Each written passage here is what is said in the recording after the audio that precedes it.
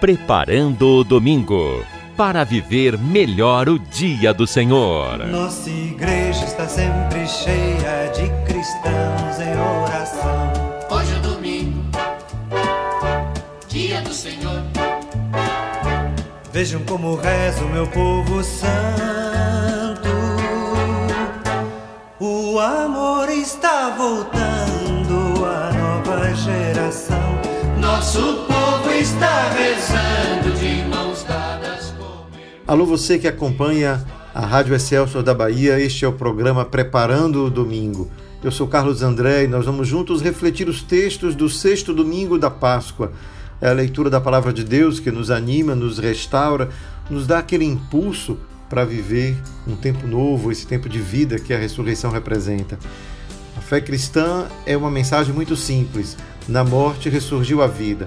E que todas as situações de morte que nós encontramos no nosso dia a dia possa ser assim, inspirado, penetrado por esta mensagem de Deus, que é a mensagem de vida, de esperança que o Evangelho nos traz. É por isso que convido você agora a colocar-se em atitude de oração. Vamos invocar o Espírito Santo para que Deus mesmo venha suscitar em nós esta esperança nova que surge, que brota dentro da gente quando escutamos a sua palavra com um coração alegre, com um coração esperançoso.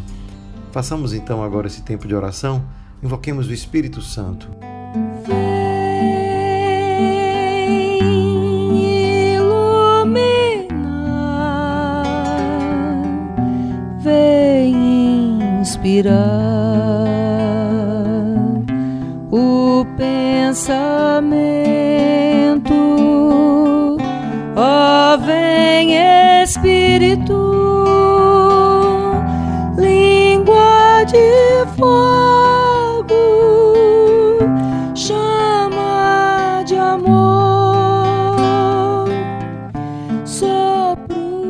A primeira leitura de hoje é tirada dos Atos dos Apóstolos. Diz assim: naqueles dias, Felipe desceu a uma cidade da Samaria e anunciou-lhes o Cristo. As multidões seguiam com atenção as coisas que Felipe dizia, e todos unânimes o escutavam, pois viam os milagres que ele fazia. De muitos possessos saíam os espíritos maus, dando grandes gritos. Numerosos paralíticos e aleijados também foram curados. Era grande a alegria naquela cidade. Os apóstolos que estavam em Jerusalém souberam que a Samaria acolhera a palavra de Deus e enviaram lá Pedro e João. Chegando ali, oraram pelos habitantes da Samaria para que recebessem o Espírito Santo, porque o Espírito ainda não viera sobre nenhum deles, apenas tinham recebido o batismo em nome do Senhor Jesus. Pedro e João impuseram-lhe as mãos e eles receberam o Espírito Santo. Esse é um texto muito bonito de Atos dos Apóstolos, porque nos faz perceber qual é a força da palavra que é capaz de transformar uma realidade quando ela é apresentada de maneira autêntica. E a gente bem vê que nesse texto alguns elementos nos fazem recordar de Jesus, que entre os seus daquela época não só pregava a palavra, mas curava, libertava. E aí a gente vê Filipe que faz a mesma coisa. Então a gente bem entende que Atos dos Apóstolos está nos mostrando isso, que o papel do missionário, do apóstolo, é de alguma maneira reproduzir aquilo que Jesus fez, né? Não apenas falar dele, mas fazer e agir como ele fez. É claro que nós hoje não precisamos tomar esse texto como se ele pudesse ser reproduzido ao pé da letra. Isto é, tem que ter aleijado curado, tem que ter isso e aquilo para que a palavra que a gente anuncia seja verdadeira. Mas nós bem sabemos o quanto às vezes a Sagrada Escritura, quando nos fala certas realidades, as idealiza para que a gente possa compreender aonde ela quer chegar. E aí a gente vai ver muito bem o quanto curar, realizar milagres é algo que está ao alcance de cada um de nós. E quem de nós poderia duvidar que uma palavra dita na hora certa, a palavra certa, no momento de dor e sofrimento, não é um milagre que se realiza na vida daquela pessoa. Não é um renovar da esperança que nós somos capazes de levar. Se somos motivados por Cristo e fazemos isso, é um milagre que podemos realizar. E quantas vezes são os demônios que somos capazes de exorcizar quando, ao invés da polêmica, da inveja, do orgulho, da vaidade, aquilo que divide, que destrói a alma, nós levamos uma palavra de paz, uma palavra de harmonia, uma palavra que diminui as rivalidades, mas aumenta a colaboração e a comunhão. É um verdadeiro exorcismo ser capaz de fazer isso. Ser sempre uma palavra amiga onde quer que chega. Portanto, é o testemunho, aquilo que o Atos dos Apóstolos hoje nos convida a viver.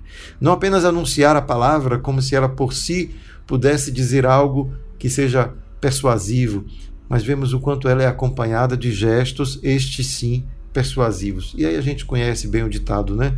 As palavras podem nos até nos convencer de algo, mas é o testemunho que arrasta, não é? É aquela comprovação que vem de um ato, de uma atitude que comprova que aquela palavra ela tem valor. Então nós somos convidados nesse texto a perceber isso, que o valor da palavra ela só pode ser testemunhada, só pode ser validada por um testemunho. E aí a gente vê o quanto a chegada de Pedro e João representa um pouco isso, né? Que essa palavra, uma vez testemunhada, uma vez validada, uma vez tendo provocado a conversão, acontece o dom do Espírito. E aí toda a igreja que se reúne, Pedro e João representando, né, esta igreja que vai nascendo e que vai ali como testemunhas de Cristo derramar pela sua oração este dom, o dom do Espírito. É assim que a gente pode ler esse texto e depois continuar com o salmo como um canto de louvor. Aclamai o Senhor Deus, ó terra inteira, cantai salmos, o seu nome é glorioso. É um grito de louvor que brota do coração de quem acolhe a palavra de Deus e vê as transformações que ele é capaz de realizar na vida de alguém. Por isso que é muito importante associar a oração à gratidão do louvor. Quando nós lemos então a segunda carta de São Pedro, nós escutamos assim: caríssimos, santificai em vossos corações o Senhor Jesus Cristo, e estais sempre prontos a dar razão da vossa esperança a todo aquele que vos-la pedir. Fazei-o, porém, com mansidão e respeito e com boa consciência. Então, se alguém ou se alguma coisa fordes difamados, ficarão com vergonha aqueles que ultrajam o vosso bom procedimento em Cristo. Pois será melhor sofrer praticando o bem, se for esta a vontade de Deus, do que praticando o mal. Com efeito, também Cristo morreu uma vez por todas por causa dos pecados, o justo pelos injustos, a fim de nos conduzir a Deus. Sofreu a morte na sua existência humana, mas recebeu nova vida pelo Espírito. Que beleza esse texto de São Pedro. Primeiro, quando ele nos recorda que nós devemos estar prontos para dar razão da nossa esperança. E é lógico que nós aqui imaginamos logo pelo resto do que ele diz, que a razão da nossa esperança não é um argumento bem elaborado. A razão da nossa esperança é uma conduta que transforma porque testemunha a convicção que temos de que aquela esperança é válida. Então, quando uma esperança é válida, a minha ação corresponde àquilo que eu espero, porque eu sei que não serei decepcionado, não serei frustrado. E aí ele vai dando esse conselho fantástico, que é fazer toda forma de convencimento pelo testemunho de modo que seja manso e respeitoso, de boa consciência. Quanto é importante que a gente perceba isso nos nossos dias, não é? Em dias de tanto fundamentalismo, de tanto proselitismo, de gente que quer arrastar o outro, convencer de qualquer jeito. E aí Pedro diz, não, com mansidão e respeito. Cada um tem a sua própria consciência para dar conta a Deus. Nenhum de nós deve julgar o outro, porque quem sabe pratica uma outra religião, ou até vive a sua própria religião de outra maneira, mas sejamos conscientes de a quem é que nós devemos dar razões da nossa esperança, portanto, a nossa conduta. É do modo como vivemos, não é? E é lógico que se ao viver querendo o bem somos ainda assim criticados, somos ainda assim, quem sabe, maltratados até por ter buscado viver corretamente, e ele vai dar o conselho que é o mesmo de Jesus. Se Jesus morreu sendo inocente, quanto mais nós queremos um tratamento melhor. Dessa forma nós percebemos que é melhor sofrer fazendo bem do que sofrer sendo justamente perseguido, não é? Então é melhor que ser injustamente perseguido. Não tenhamos dúvida que essa é a melhor opção. Então assim a gente encontra nesses dois textos que ouvimos, que lemos aqui juntos, um testemunho muito bonito, quanto a fé na ressurreição ela deve ser continuada como uma esperança que é viva, que se manifesta no testemunho de uma vida um pouco mais conforme àquela de Cristo, né, como nos ensinou Filipe, agindo como ele agiu, curando através dos gestos, das palavras de paz que somos capazes de espalhar. Vamos então escutar agora o que o Evangelho nos ensina hoje? Vamos então aclamar essa palavra.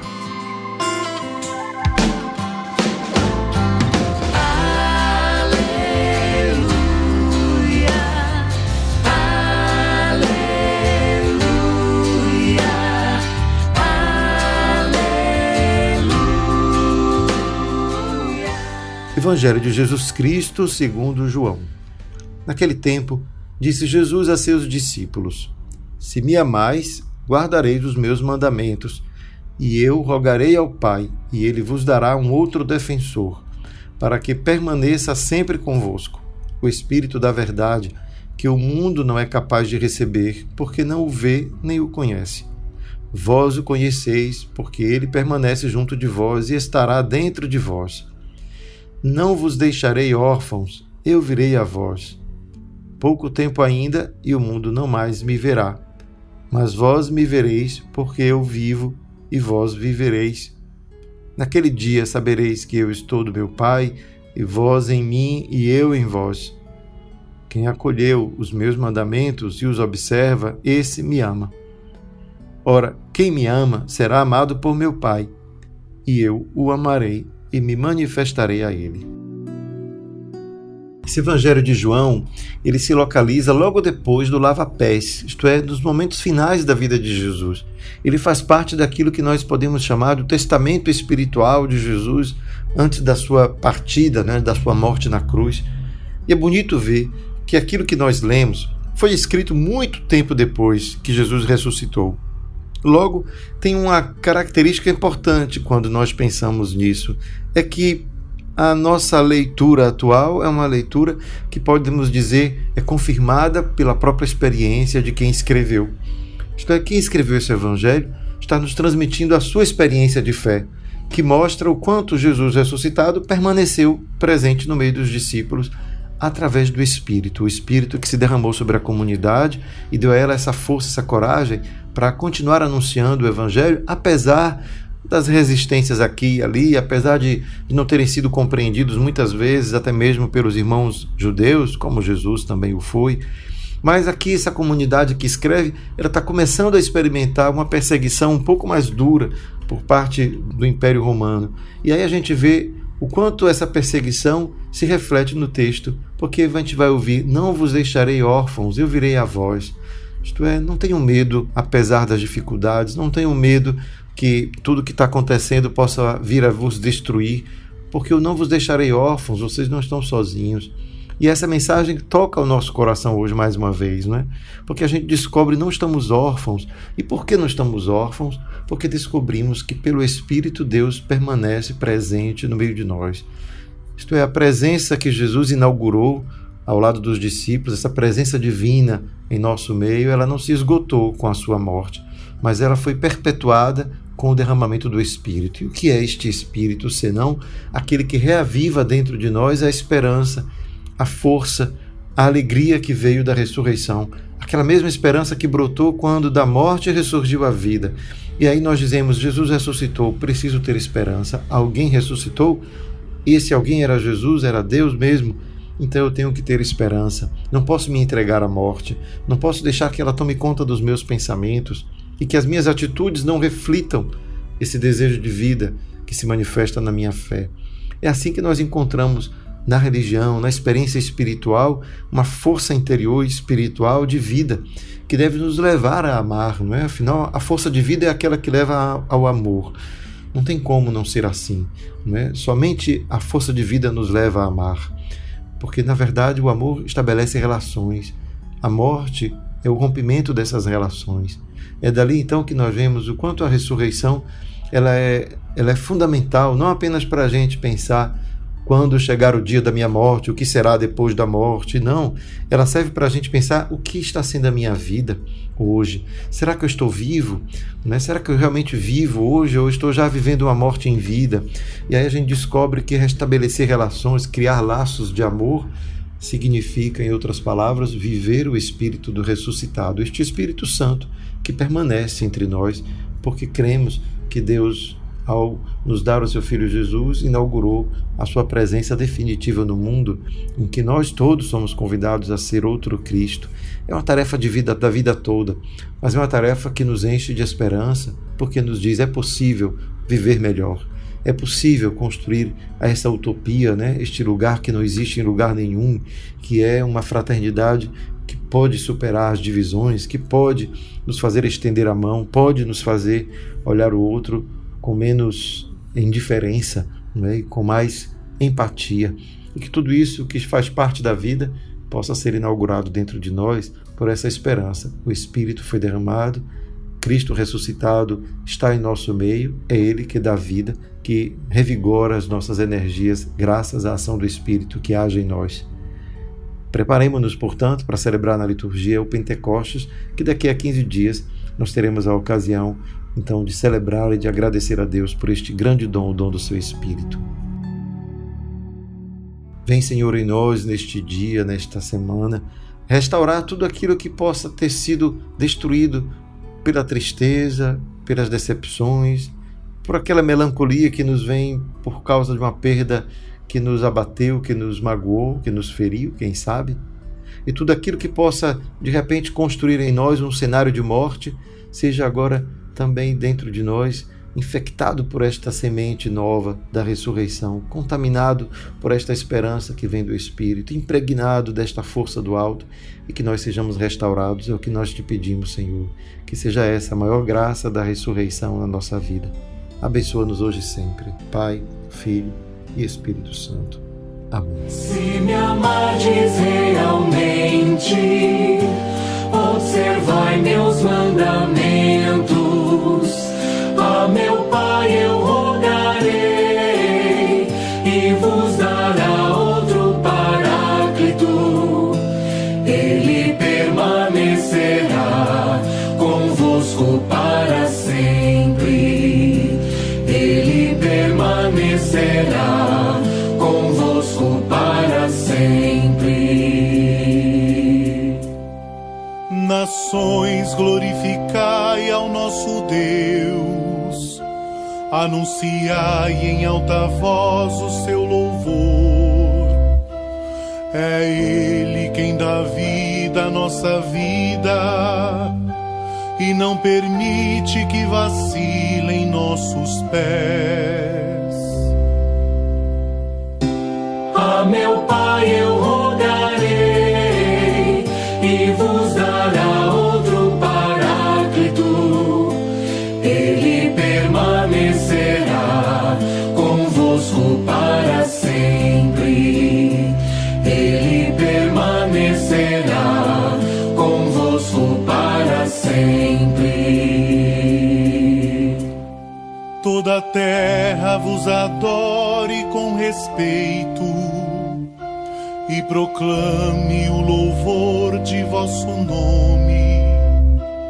Vinde ver todas as obras do Senhor, seus prodígios estupendos entre os homens. A meu Pai eu rogarei, e vos dará outro Paráclito. Ele permanecerá convosco para sempre. Ele permanecerá convosco para sempre. Se me amardes realmente, observai meus mandamentos. A meu Pai eu rogarei, e vos dará outro Paráclito. Ele permanecerá convosco para sempre. Ele permanecerá convosco para sempre. Ao concluir o programa de hoje, deixo um convite especial a você que deseja um dia ir à Terra Santa, conhecer os lugares por onde Jesus passou, na Galiléia e em Jerusalém. Eu, professor Carlos André, conduzo um grupo que fará esta viagem em outubro. Se você desejar maiores informações, procure-me pelas redes sociais, @Prof. Carlos André Leandro. Espero por vocês. Preparando o domingo para viver melhor o dia do Senhor.